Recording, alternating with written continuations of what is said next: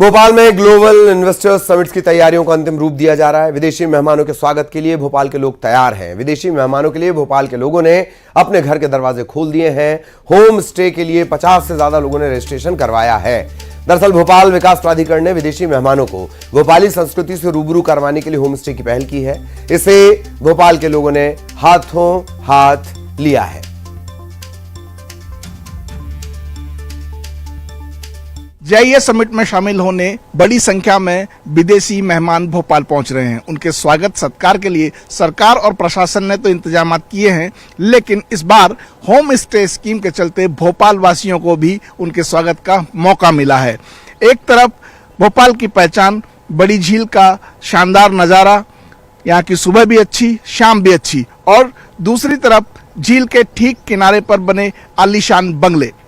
इन बंगलों में रहने वाले लोगों ने होम स्टे स्कीम में बढ़ चढ़कर हिस्सा लिया है। लगभग 50 से ज़्यादा लोग इसमें रजिस्ट्रेशन करा चुके हैं और अपने घरों के द्वार विदेशी मेहमानों के लिए खोलने को तैयार हैं, ताकि वो मेहमानों को भोपाल की संस्कृति, भोपाल की अदब, भोपाल की जो परंपरा है उससे परिचित करा पाएं और मध्य प्रदेश का देश दुनिया में नाम बढ़ा पाएं। तो जीआईएस में आने वाले विदेशी मेहमानों के लिए रजिस्ट्रेशन कराने वाले परिवारों ने स्वागत की तैयारियां शुरू कर दी हैं। मयंक सहायता परिवार ने होम स्टे के लिए रजिस्ट्रेशन कराया है और न्यूज 18 ने उनसे बातचीत की।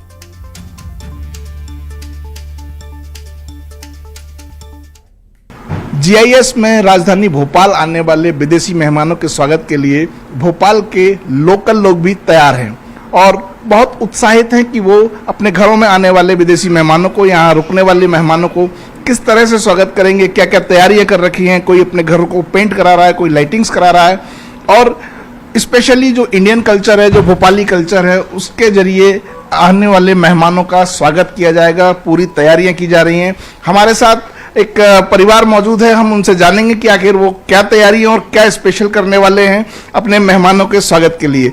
जी मैम, आप होम स्टे स्कीम में अपने घर में विदेशी मेहमानों को रुकवाने वाली हैं। जी, क्या तैयारी है? जैसा कि हमारी संस्कृति है अतिथि देवो भव, हम उन्हें दिल से मेहमान कम देवता की तरह वेलकम करेंगे। उनकी खातिरी, उनको इंडियन कल्चर से इंट्रोड्यूस कराएंगे। यहाँ का खाना, टेस्टी फूड, यहाँ पे बहुत अच्छी जगह है घूमने की, वहाँ ले जाएंगे। अगर फॉरेनर कोई डिमांड्स करते हैं तो उनके लिए आपने कुछ स्पेशल सेफ वगैरह, कुछ स्पेशल सेफ अगर कुछ खाने में मांगते हैं सब? बिल्कुल, हर व्यवस्था उनकी स्पेशल डिमांड के हिसाब से खाना। यहाँ जैसे बाग बहुत फेमस है, हम उनके लिए गिफ्ट्स लेके रखेंगे। बहुत सारी चीज़ें हमने सोच के रखी हैं। आप भी मेहमानों के स्वागत के लिए उत्साहित हैं, उत्सुक हैं। भारतीय परंपरा से कैसे परिचय करवाने वाले हैं? हम लोगों ने ऐसा सोचा है कि उनके आने से पहले हम अपने घर में पूरी लाइटिंग कराएंगे, फूल मालाओं से घर को सजाएंगे। उनका गेट पे जब स्वागत करेंगे तो आरती उतारते हुए, तिलक लगाते हुए, उनको माला पहनाते हुए घर के अंदर लेके जाएंगे, जिससे उनको हमारी संस्कृति का एक परिचय मिले।